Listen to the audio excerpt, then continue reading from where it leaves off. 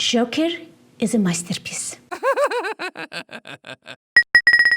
Hello everyone, I'm Galina, aka King Cat, and today's meow is about Joker. There might be some spoilers in here which I'll try to keep to a minimum, but I don't think I can otherwise talk about this movie. Needless to say, I loved it.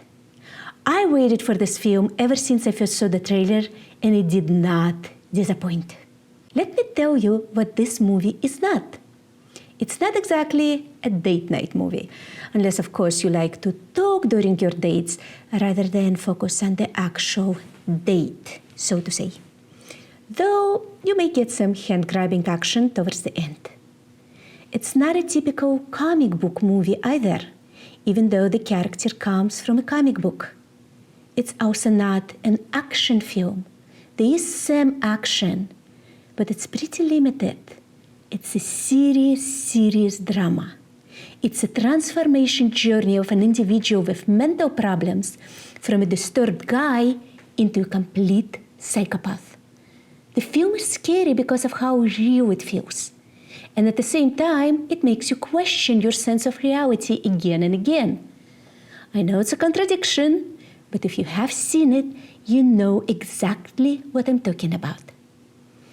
Unlike that you might have seen in the news, Joker is not a political film. Arthur Fleck, the Joker's character, explicitly states that he doesn't believe in anything.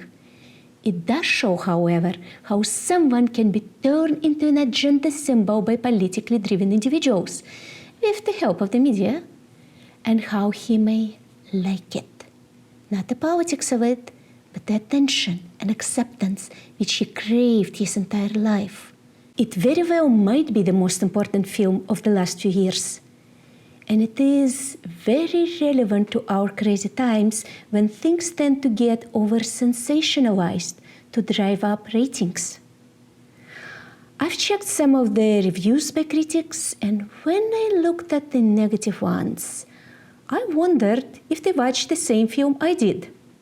Though no good film can be liked by everyone, especially a film that shocks all your senses like Joker does, so I guess that was to be expected.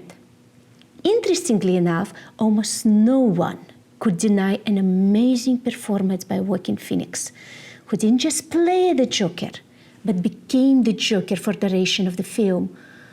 I thought after Heath Ledger, they'd have a tough time casting Joker ever again, and may have to go back to animation. And Joaquin Phoenix changed that. And I bet not just for me. I don't want to compare these two performances since they're both excellent, yet different takes on a complicated character. I don't know what it is about Joker that brings out such brilliance out of already amazing actors, but there is definitely something. And all that nonsense about Joker inspiring violence is just that, nonsense. A film can inspire one to commit anything unless they're already looking for an excuse. It can, however, raise awareness of what some people might be going through, and that small acts of kindness can sometimes go a long way.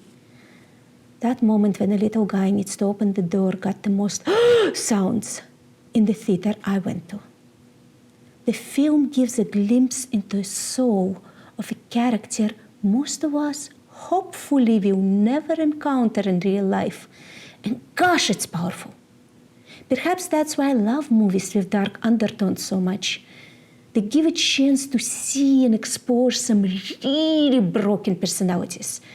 Essentially, in a safe environment, movie theater or home. There were many disturbing moments. Frankly, if I watched it at home, I probably would have been pacing rather than sitting still. Some films have that effect on me.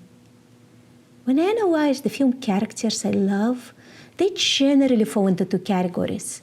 Either those who inspire me and behave the way I wish I would behave in similar circumstances, or the ones whose minds are twisted in ways I'd have a tough time imagining, like Hannibal Lecter or Joker.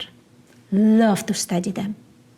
Never cared much for the characters, just like me though.